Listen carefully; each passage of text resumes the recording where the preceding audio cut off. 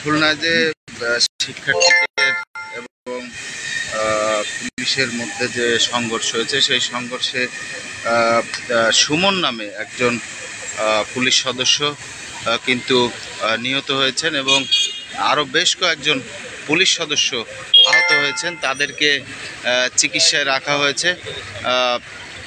যে নিহত পুলিশ সদস্যের নাম সুমন, তিনি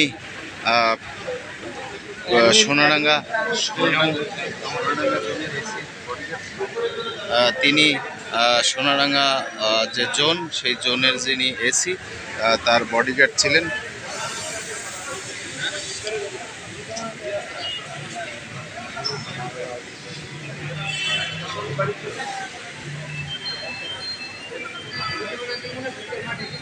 সুমন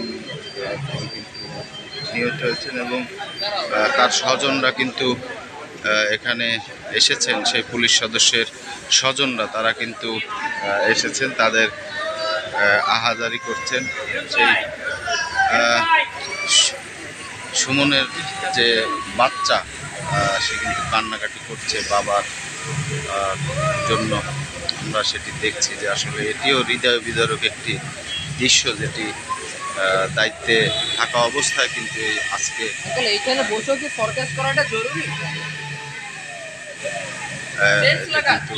এটা কিন্তু তাদের পরিবারের সদস্যরা কিন্তু আসলে একটু তারা হৃদয় বিদারক অবস্থা তাদের। যেটি বলছিলাম যে পুলিশ সদস্য সে কিন্তু আজকে যে সংঘর্ষ চলাকালীন সময় নিহত হয়েছেন এবং তারা কিন্তু সেই পুলিশ সদস্যের যে পরিবার, তারা কিন্তু আহাজারি করছেন। তাদের যে স্ত্রী সন্তান, আমরা যেটি পেয়েছি, ছোট একটি সন্তান রয়েছে। আসলে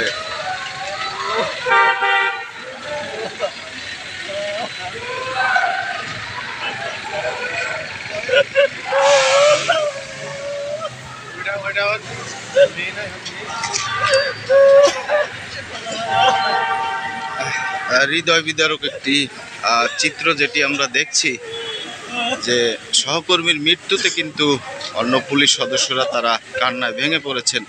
আসলে সেটি হওয়াই উচিত যে একই সাথে তারা কাজ করছিলেন, একই সাথে তারা ডিউটি করছিলেন। এখন কিন্তু সেই সহকর্মীকে কিন্তু তারা হারিয়েছেন এবং সেই পরিবারের যে পরিবার হারিয়েছে সেই যে পুলিশ সদস্য সুমনকে, আসলে সেই পরিবারই বুঝে যে তারা কি হারিয়েছে। এই ধরনের মৃত্যু আসলে আমরা কেউ কামনা করি না, আমরা এই ধরনের মৃত্যু কামনা করি না। আজকে কিন্তু সংঘর্ষ চলাকালীন সময় আমরা যেটি খবর পেয়েছি যে গুরুতর অবস্থায় তাকে কিন্তু আনা হলে কর্তব্যরত চিকিৎসক মৃত ঘোষণা করে এবং আরও বেশ কয়েকজন পুলিশ সদস্য কিন্তু আহত হয়েছে, তাদেরকেও চিকিৎসার জন্য রাখা হয়েছে। আসলে যেটি বলছিলাম যে এখানে কিন্তু সেই পুলিশ সদস্য সুমনের পরিবার তারা কিন্তু এসেছেন এবং তাদের যে আহাজারি, ছোট শিশু সন্তানের আহাজারি, সেটি কিন্তু আমরা আপনাদেরকে দেখিয়েছি।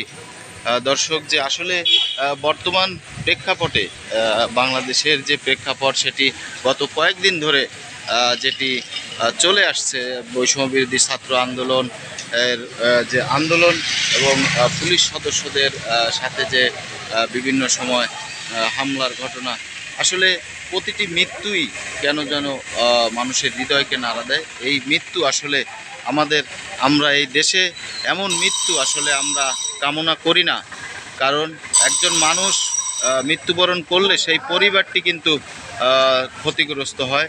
যেটি আসলে যেই পরিবারের কর্মক্ষম মানুষটিকে হারায়, আসলে তারাই বুঝে যে সেই হারানোর যে বেদনা।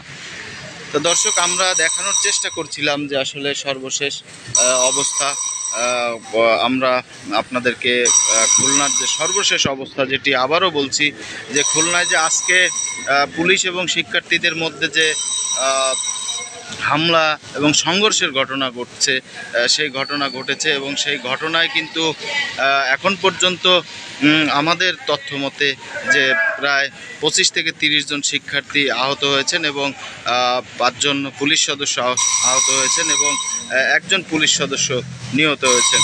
দর্শক যারা খুলনা প্রতিদিনের লাইভে ছিলেন সকলকে আবারও ধন্যবাদ জানিয়ে এখনকার মতো বিদায় নিচ্ছি এবং পরবর্তীতে যদি আরও কোনো আপডেট থাকে আমরা সেটি আপনাদেরকে জানিয়ে দিব। সকলে ভালো থাকুন, সুস্থ থাকুন, নিরাপদে থাকুন। ধন্যবাদ সকলকে।